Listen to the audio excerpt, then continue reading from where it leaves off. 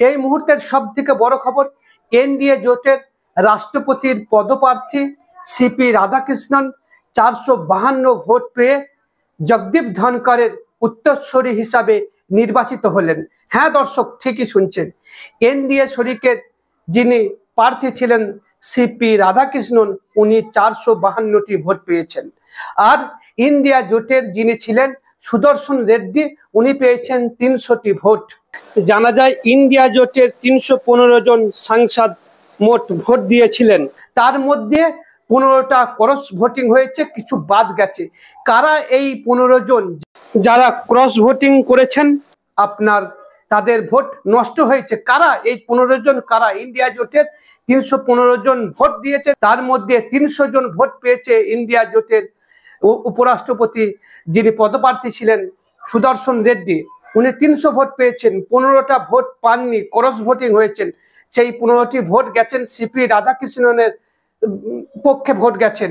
একবার ভাবুন দর্শক, জানা যাচ্ছে মোট আপনার ভোট পড়েছিল 767টি, আর টোটাল ক্যান্ডিডেট ছিল 788টি। তার মধ্যে কিছু ভোট বাতিল হয়েছে আর ক্রস ভোটিং হয়েছে। 315টা ইন্ডিয়া জোটের ছিল, 315 জায়গায় 300 জন ভোট দিয়েছে আপনার সুদর্শন রেড্ডিকে। ইন্ডিয়া জোটের যিনি উপরাষ্ট্রপতির পদপ্রার্থী ছিলেন, তিনি 300টি ভোট পেয়েছেন। তাহলে প্রশ্ন উঠছে, 15টা ভোট কোথায় গেল? তারা কি তাহলে সিপি রাধাকৃষ্ণনকে ভোট দিলেন? এনডিএ জোটকে সমর্থন করলে, তাদের পদপ্রার্থীকে সমর্থন করলেন? প্রশ্ন উঠছে।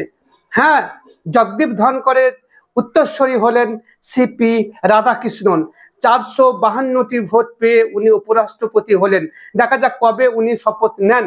প্রশ্ন উঠছে, 150 মানে 152টি ভোট বেশি পেয়ে জয়ী হলেন সিপি রাধাকৃষ্ণন। প্রশ্ন উঠছে, ইন্ডিয়া জোটের 300 জন ভোট দিলেও 15 জন কোথায় ভোট দিল? প্রশ্ন উঠছে, তাদের ভোট কি নষ্ট হয়ে গেছে, না তারা ক্রস ভোটিং করেছেন? এটাই সব থেকে বড় প্রশ্ন। তবে আস্তে আস্তে বোঝা যাবে কি হয়েছে, কিভাবে। যেটা আশা করা হচ্ছিল, এনডিএ জোটের শরিকরা নাকি ক্রস ভোটিং করবে। আপনার অনেকে ফোন তুলছিলেন না, 48 জন নাকি আপনার এই অমিত শাহ ফোন তুলেননি, এবং যিনি আমাদের সড়ক পরিবহন মন্ত্রী আপনার নিতিন গাডকারি, উনি একটু আলাদাভাবে চলছেন, মোদির থেকে দূরত্ব বজায় রাখছেন। তারপরও কিন্তু এনডিএ জোটের যিনি পদপ্রার্থী ছিলেন উপরাষ্ট্রপতি পদের, তিনি নির্বাচিত হলেন 452 ভোট পেয়ে। দর্শক, কি বলবেন? বিরোধীদের যে দাবি, সেই দাবি কোথায় গেল? বিরোধীরা কি এই এনডিএ জোটের সঙ্গে লড়াই করতে পারছে না? কেন পারছে না, কি কারণে পারছে না, সেটা ভবিষ্যৎ বলবে। কেন পারছে না, কি জন্য পারছে না, সেটা ভবিষ্যতে আমরা বিশ্লেষণ করব।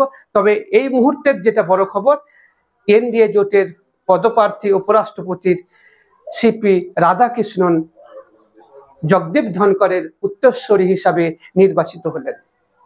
দেখা যাক কবে উনি শপথ নেন, তিনি কবে দায়িত্ব গ্রহণ করেন উপরাষ্ট্রপতি পদে। এখানে ভিডিওটা শেষ করছি। ফেসবুকে দেখলে ফলো করুন, ইউটিউবে দেখলে সাবস্ক্রাইব করে পাশে থাকুন। আর এই নিয়ে আপনাদের রায় অতি অবশ্যই দিবেন। 300 জন ভোট দিয়েছে, 15 জন ক্রস ভোটিং হয়েছে ইন্ডিয়া জোটে। এই 15 জন কারা হতে পারে? আপনারা আপনাদের মতামত অতি অবশ্যই কমেন্টে দিবেন। ধন্যবাদ।